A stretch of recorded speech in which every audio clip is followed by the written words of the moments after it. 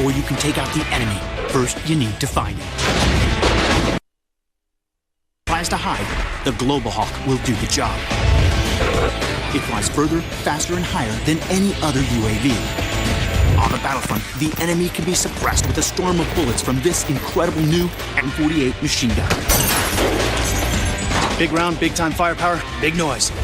And to finish him off, there's a whole new generation of pinpoint accurate guided bombs ready and waiting. I'm Richard Mackwitz. I spent 10 years as a Navy SEAL. Now I'm searching for the smartest weapons that can seek you out and take you down. Welcome to the world of the Predators.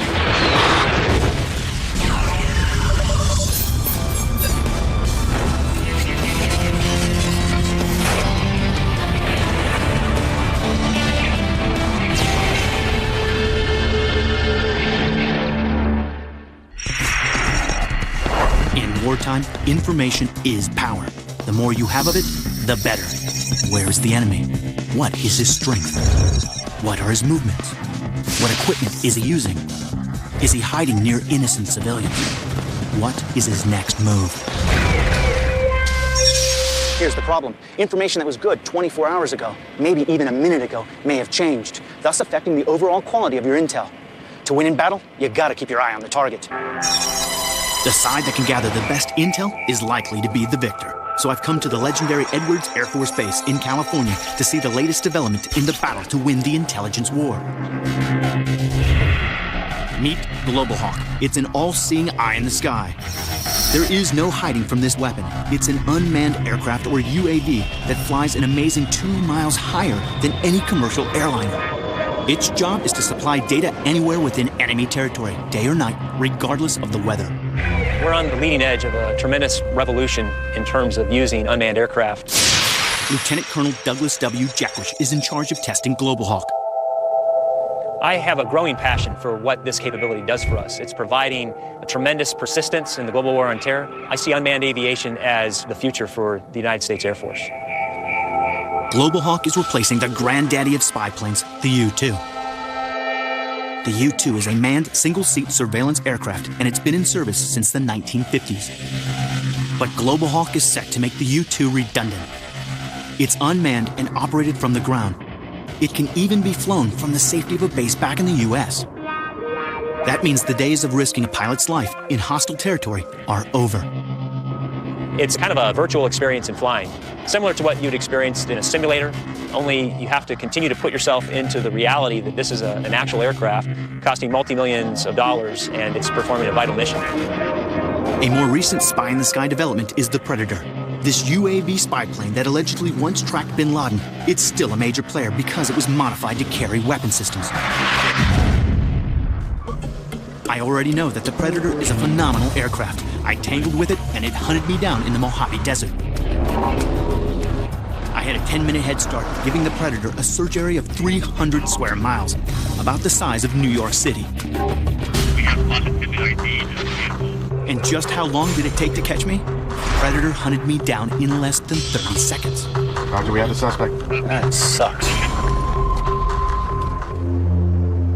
But if you think that's impressive, it's nothing to Global Hawk. It can go higher, see further, and stay on duty longer. If you want to play a game of hide and seek with Global Hawk, hate to tell you this, but you've already lost. That's because Global Hawk has an unrivaled range of nearly 12,500 nautical miles. That means within a matter of hours, it can be anywhere on the planet. With Global Hawk, you can get above 60,000 feet and see 300 miles around you. Say there's a vehicle you're interested in, you can take a closer look. No, you cannot read the license plate number, but you can tell what direction the vehicle is heading, the make and model, how many passengers are on board, whether they're male and female, and even what radio station they're listening to. Global Hawk goes a long way to setting up an introduction. Global Hawk's ability to fly at high altitude is crucial where it's out of range from its enemies.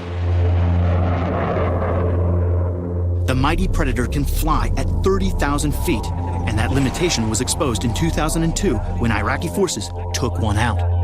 Operations engineer Lieutenant Kenneth D. LeBay knows all about the protection you can get from being 11 miles high. Obviously, it doesn't provide me all protection. You might have a hostile fighter that may want to come and take you out, so to speak. But again, at altitude, at 60,000 feet, I'm traveling over 300 miles. If I know he's coming at me, I have plenty of time to maneuver and leave the area. And when it reaches the target, the latest Global Hawk can stay on duty for up to 36 hours, all the time gathering crucial intel.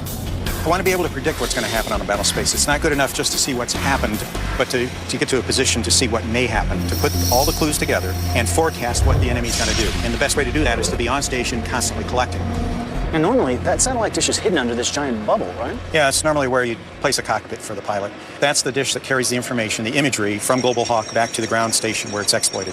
You can transmit that through satellites pretty much any place on the planet. And there's enough space for that to move 360 all the way around? Yep, it constantly tracks the satellite, constant feed of information, speed of light. That feed of information is power. If you can see everything your enemy is doing in real time, you can concentrate your efforts into attacking the right spots with precisely the right weapons.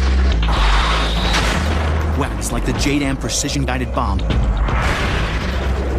The Global Hawk can provide the JDAM with the exact GPS coordinates it needs to do the job. It gives you a radar picture of hard objects. I can tell, say, a tank from a school bus, which is very important in battle. But it also gives me extremely precise coordinates, the kind of coordinates I need for precision bombing.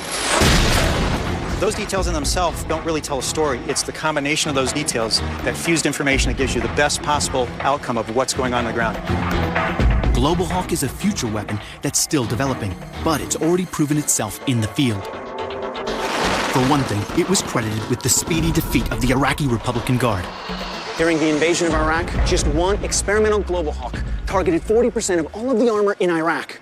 This, despite flying only 3% of the total missions.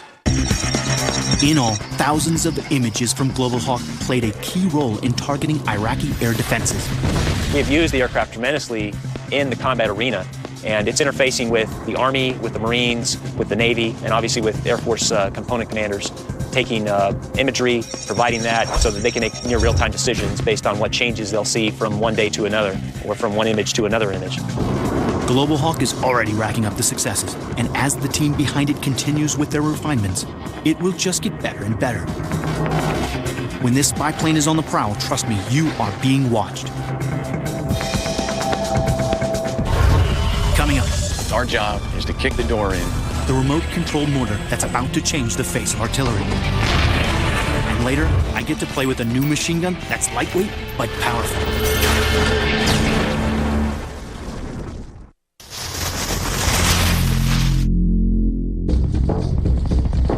The modern battlefield is a hunt that moves at breakneck speed. The faster and harder you attack, the more the enemy will be disoriented and overwhelmed.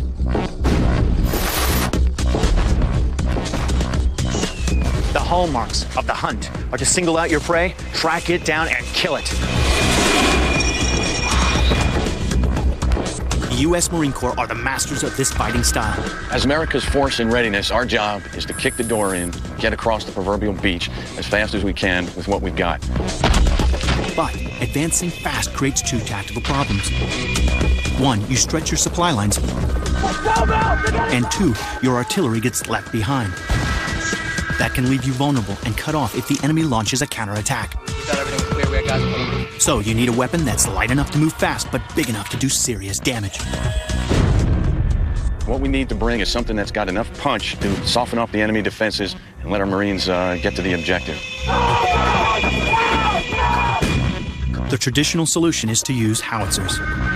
But they're big, heavy, and need a lot of manpower. Even so, as recently as Desert Storm, this was the weapon of choice for medium-range artillery. I've come to the U.S. Marine Corps' War Fighting Lab in Quantico, Virginia, where I'm told there's been a major breakthrough. The Dragon is a mythical fire-breathing beast that could destroy anything in its path. I found the modern incarnation of this legendary beast. It's fast, highly mobile, and ready to rain fire down on its prey. It's the Marine Corps' newest automated 120mm mortar system. They call it Dragonfire 2. Rick Lindsay, former Marine and Vietnam vet, is the senior engineer behind the missile-breathing mobile mortar that is Dragonfire. The more we've developed this, the more we've worked on it, the more we've experimented, the more we see the possibilities, we get pretty excited. This experimental weapon system is so new, there's only one example of it in the entire world. And I've been granted a sneak preview. Dragonfire 2 is an automated mortar system. It's faster and more accurate than anything before. And it's designed to offer the flexibility of a mortar with the destructive power of a longer barreled howitzer. It gives you the best of both worlds. It gives you that high-angle attack, that more effective landing of the projectile, but it also has the portability, utility, and the familiarity of a regular artillery weapon. What's really going to make a difference is Dragonfire's revolutionary automation. Usually, it takes a whole crew to fire a big gun. They have to physically carry the shells and fire the weapon itself. A forward observer works with them. He sees the impact and directs the crew to readjust for the next assault. It's labor-intensive and time-consuming, and in the heat of battle, neither are good. What major advantages do you get by automating this process? Speed and precision, because that's what machines do best. Machines do repetitive process as well. And so what I'm doing is taking the human element out of it. Obviously, humans check it. But what it does is get the best possible solution and aim itself much, much more accurately than a human being can, and it does it very fast. And in artillery, it's extremely important to get a round off as quickly as you can, because when they're asking for that round, they want it right now. They don't want it 5 minutes from now, 3 minutes from now.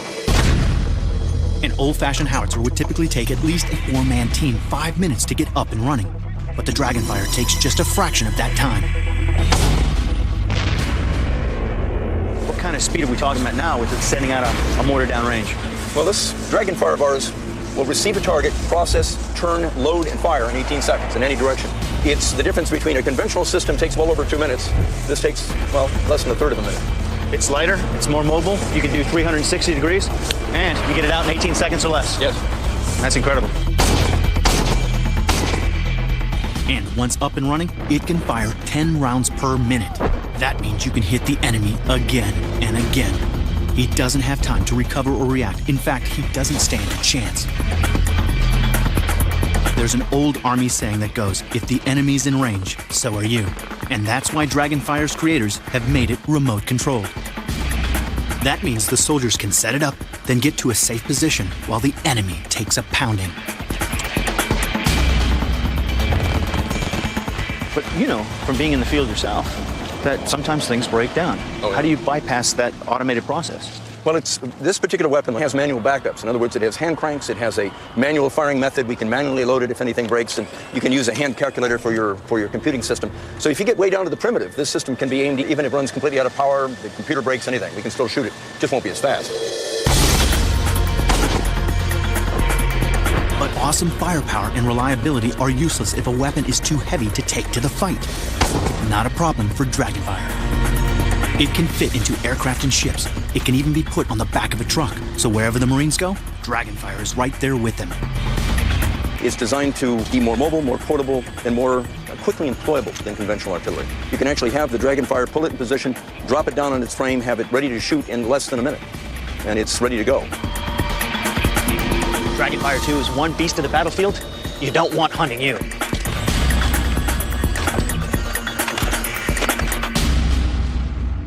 Coming up, a new machine gun that's giving Special Ops extra firepower in the hunt against insurgents.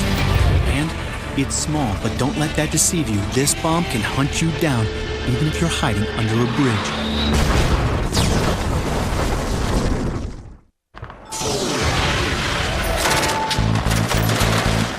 When troops on the battlefield take enemy fire, they need to retaliate with something that lets the adversary know they're ready for business. When you want to deliver a massive volume of firepower downrange, nothing beats the machine gun. Big combat machine guns like the M2 are one of the military's best assets, but a big issue is they tend to be very heavy. What we have here is a modern, updated version of the M2. It's a 50 caliber machine gun. It's a great weapon, but it's a heavy weapon. The weapon itself weighs a lot, the tripod weighs a lot, so it takes up to 3 people to operate. How do you give that capability to a single man? You give him a Mark 46. It's a lightweight machine gun that gives a single man the capability to deliver a massive volume of firepower. The Mark 46 was designed by Belgian gun experts FN Herstal. It's been the machine gun of choice for the U.S. Special Operations Command since the year 2000. I've come to the Crucible Training Center near Fredericksburg, Virginia to play with the Mark 46 and its brand new buddy, the more powerful Mark 48. The number one reason why you'd want a machine gun in a squad is volume of fire. You definitely want to create the impression that you're powerful, you're big, and you're able to deliver a lot of rounds downrange very, very quickly. That's what the Mark 46 can give you. And essentially what would happen is you're going downrange and you receive a contact. In other words, you're taking fire from someplace. First thing you're going to do normally is just drop on your belly. And because I'm a little lazy and I don't feel like getting a big mess over here, I'm just going to drop down to a knee. But essentially, boom, you drop down to a knee as soon as you take that contact, and you want to deliver rounds downrange in direction of that contact.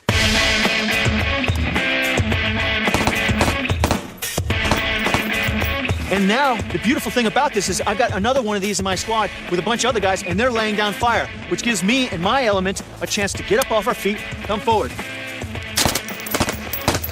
Okay, we're moving forward. We're keeping it going. We're keeping it going. I get to a place where it's nice and safe. I drop down to a knee. Boom. Once we get to a position and we really see what's going on here, this is when we decide whether we're going to move through the target. I can actually walk and fire. And that gives me a lot of benefits. That's why this is such a great weapon. In the case that, you know what? There's just too much firepower. There's too many guys. The beautiful thing is we can do the same thing in reverse. I come down, lay down a field of fire.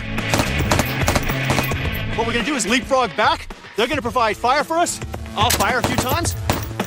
Then I'll get up. We'll all race back to a certain position, get to a place where we're nice and safe. What I'll do is put a few more rounds down range and allow those guys to come back. And they'll keep peeling back until we're safe. In fact, the only minor limitation with this gun is it fires the NATO 5.56 round. With more and more combatants wearing body armor, special operations units have realized they want the stopping power of a much heavier round, the 7.62. And that's why Herstal had introduced a brand new version, the Mark 48. It's still a lightweight, man-portable machine gun, but it gives those special ops guys on the front line a much bigger punch. To show the difference in stopping power between the two machine guns, I prepared a little test. They say a picture's worth 1,000 words. Well, we're gonna see it for ourselves. What we've got right here is 1-inch thick acrylic block, 16 of them lined up very tight. First, we're gonna fire 5.56 NATO round, a small round, into this and see what happens. Then, we're gonna fire the 7.62 NATO round, which is a bigger round, and see what the result is. I'm curious to see just how many blocks the smaller caliber will actually penetrate.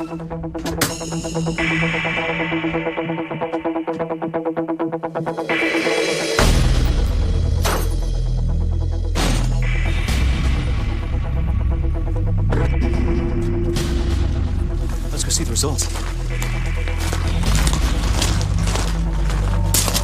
And there you have it. Look at that, that's pretty incredible. You definitely saw the impact. There's a lot of kinetic energy, but it only penetrated 2 blocks, just 2. And you can actually see over here, it's just beginning to touch. You can see a little bit of that kinetic energy was transferred to the 3rd block, but you only had a penetration of 2 blocks. The smaller round has taken 2 blocks out. I wonder what's gonna happen. Will this round penetrate deeper, or will the kinetic energy be so much that it'll actually push those rounds back with very little penetration? I don't know, but we're gonna find out. Next, the awesome firepower of the brand new Mark 48 machine gun. Big round, big time firepower, big noise. And still to come, the latest version of a modern classic, the laser-guided JDAM.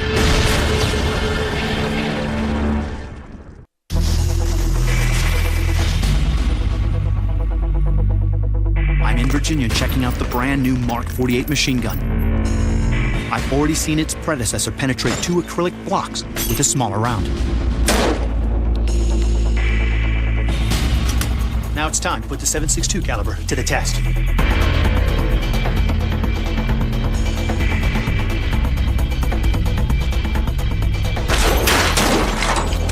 Oh, it's obvious. Look at that. Check that out.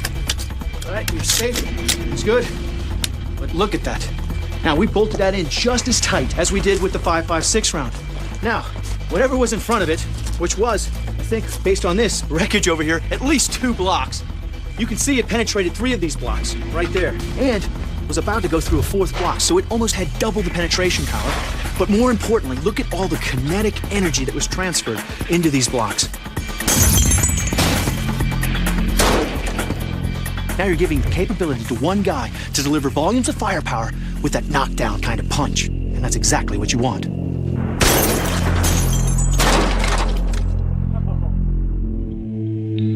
Okay, I'm done with single rounds. Time to let it rip with some serious firepower. Mind if I put a few rounds down range? Go right ahead, help yourself. All right. Jim Sharp is Deputy Director of Training here at Crucible, and he's lined up a Mark 48 for me to play with. Range is hot.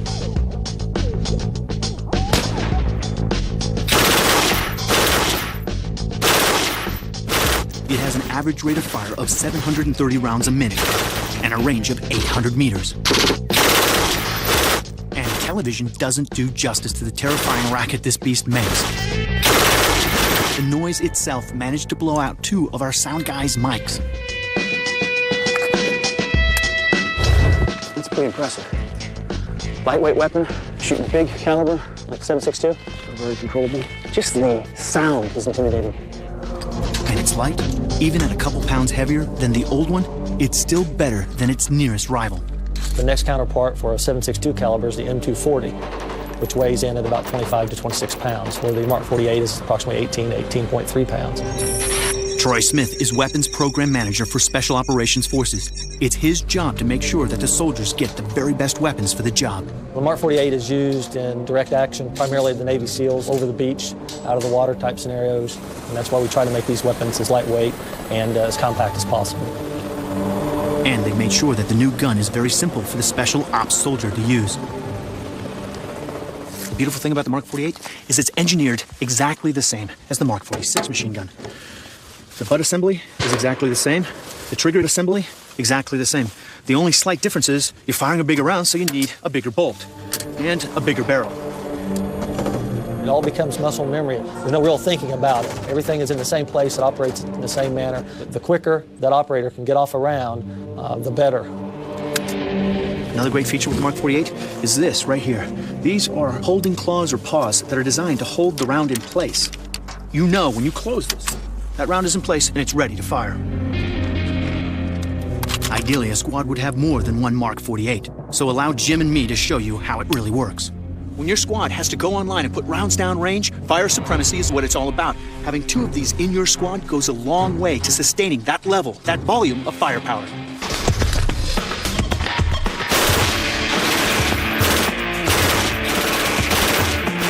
For the guys in the field, the Mark 48 is as close to a dream machine gun as they're gonna get.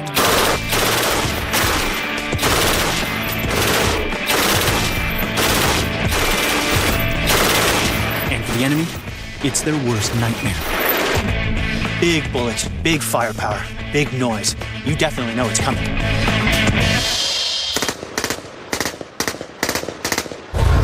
Next, who needs size when you've got smarts? The small diameter bomb is set to revolutionize precision bombing. And the latest version of a modern classic, the laser-guided JDAM.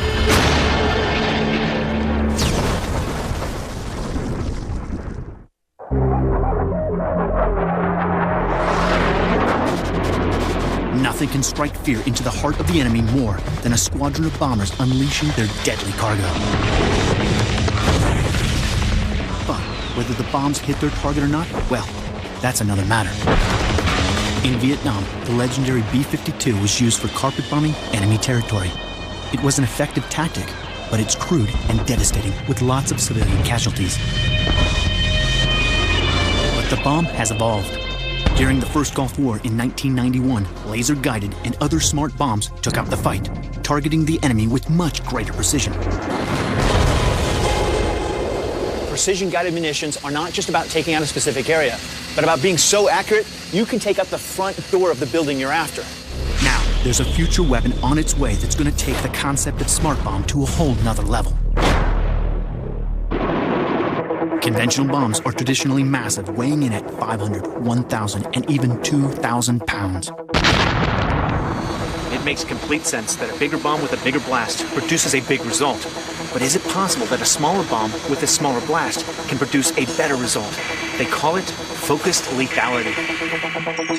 I've come to Eglin in Florida, one of the Air Force Centers of Excellence in Bomb Development and Testing, to check out their recently fielded #1 priority weapon.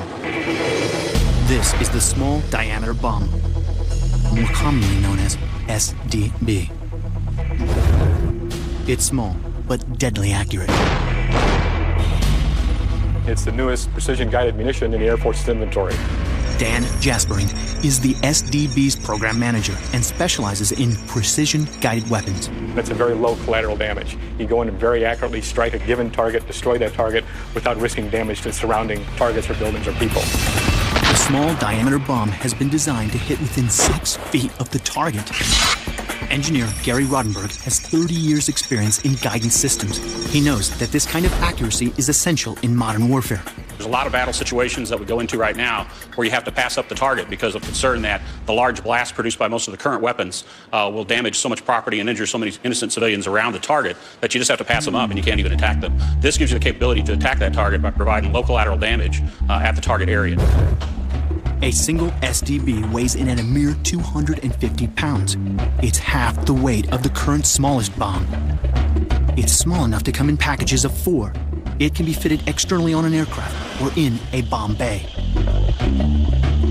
With bombs this light, each aircraft can carry more of them than ever before. In fact, it quadruples their payload. The ability to carry 4 of these on the weapon station allows the pilot to go out with a lot more targets in his mission. These bombs can be dropped 40 miles from the target, keeping the aircraft well out of range of a possible counterattack. And once they're released, they can reach the enemy all by themselves. Once in flight, free from the aircraft, the tail fins open up and then the wings deploy. And you've got a Diamondback wing that then comes out. You rapidly slow down, and in that slowing down process, you actually climb in altitude. At that point, it does its flying. It's basically a glider, and it's using potential energy and lift from the wings to get to its target. The bomb uses GPS to guide it, just like the sat-nav in your car. The coordinates for the target are programmed in either before the mission or even by the pilot during flight. As long as you're within 40 miles of the target, this bomb will do the job. We could be going away from the target, release the weapon, and because it's GPS guided and because of the way it was designed, it will actually turn around and fly back to the target. But it's not just its ability to find the target that makes the SDB so smart. It's how it blows up when it gets there. The small diameter bomb is a very versatile weapon. Its mission profile can be changed in mid-flight through its adjustable fuse that allows it to perform the full gamut of bombing missions. Its adjustable fuse means there are 3 different ways to detonate the bomb. In airburst mode, a sensor at the tip of the bomb works out its position and detonates at a set distance from the target, blasting shrapnel above the ground. So if it's a particularly soft target like an antenna or something that's well above ground and you'd like to burst the warhead and take it out that way, you can do that. The bomb can also detonate on impact. Or if the target is hidden in a bunker or under a bridge, the SDB can be set for a delayed detonation. This means it can penetrate more than 3 feet of reinforced concrete before doing its business. The fuse in the back of the warhead case has an impact switch that senses the impact and can either detonate the explosive on impact or can delay off of that impact, so that if you're penetrating a hard target, it can delay until it's inside the structure before it detonates. The SDB is designed to be compatible with every single fighter and bomber in the U.S. Air Force's inventory. And because of its lighter weight, it's even expected to work with a new generation of unmanned air vehicles like the Global Hawk, adding a lethal strike capability to the fleet of unmanned drones patrolling the skies over the world's hotspots. Make no mistake, this is a small weapon with a very big future. Accurate and deadly, it's a predator you don't want to mess with.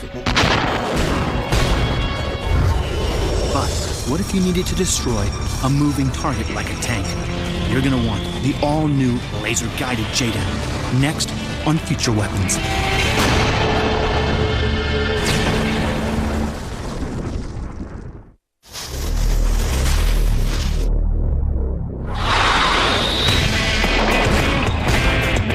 Weighing in at 250 pounds, the small diameter bomb can take out high-value targets with extreme accuracy. But sometimes you need the firepower only a big bomb can deliver. To 2,000-pound bombs are commonplace and can do serious damage. But what about their accuracy? Dropping dumb bombs can be very hit and miss. How do you take an inaccurate, dumb steel bomb and transform it into a weapon that will change the nature of bombing missions forever? Give it a little high-tech help. This is JDAM, short for Joint Direct Attack Munition. It's a kit for bombs, enabling them to fly and hit targets accurately. Since its debut in 1999, it's been on virtually every fighter and bomber aircraft in the U.S. inventory, and it played a crucial role in the conflicts in Iraq and Afghanistan. For $20,000, you can strap a tail and some fins on the type of big bomb that has been in use since World War II and transform it into a sophisticated guided munition for the 21st century.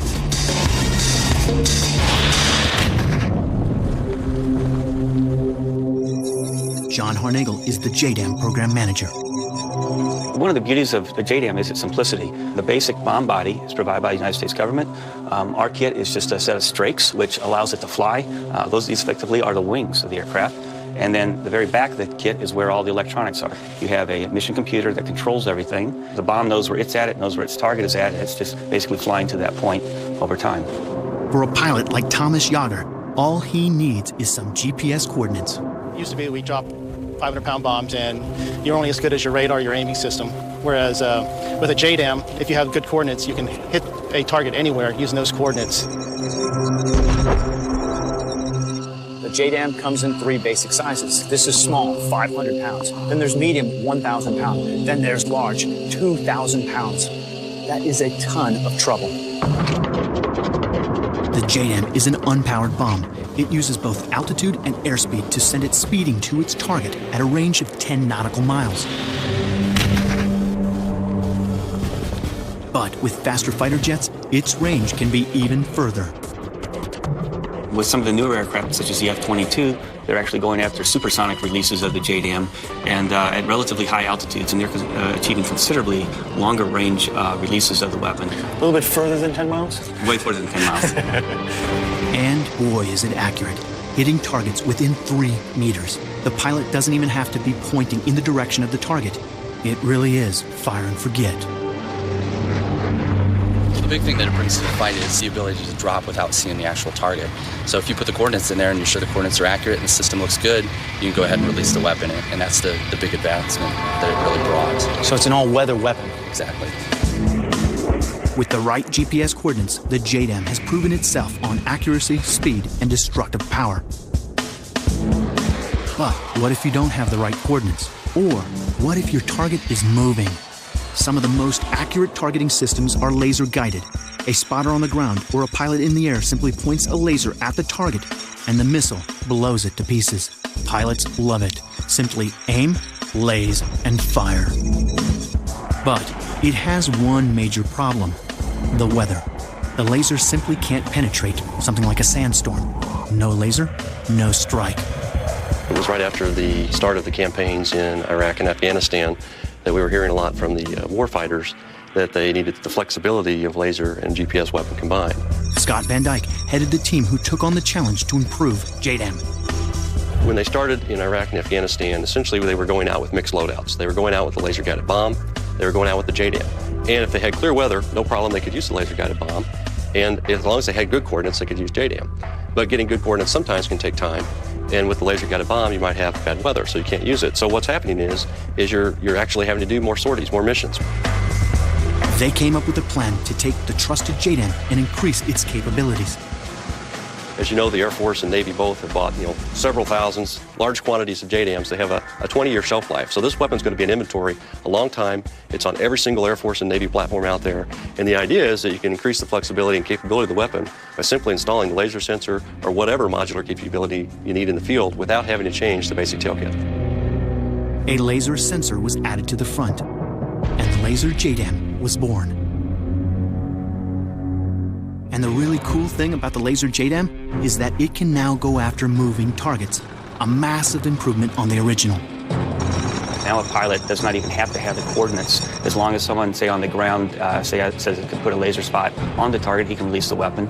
Or in most fighter aircraft today, they can find the target themselves and again designate the target with their own laser or a wingman's laser, and then go after the target in a very dynamic environment. So you have a very effective weapon taken to another level and increased accuracy. That's correct. That's the whole aim of the laser JDAM. This is how it works. A laser designator spot is put onto the moving target, and its movements are tracked. The weapon sensors immediately pick up on this spot and locks on. Once released, it homes in and hunts it down.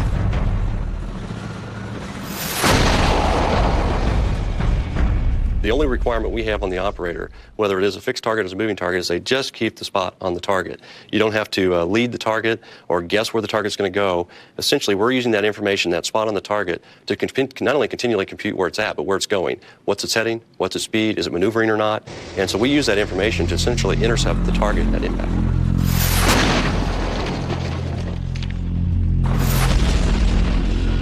The predatory laser JDAM gives fighter pilots the power to hunt down and destroy their targets with deadly ease and precision.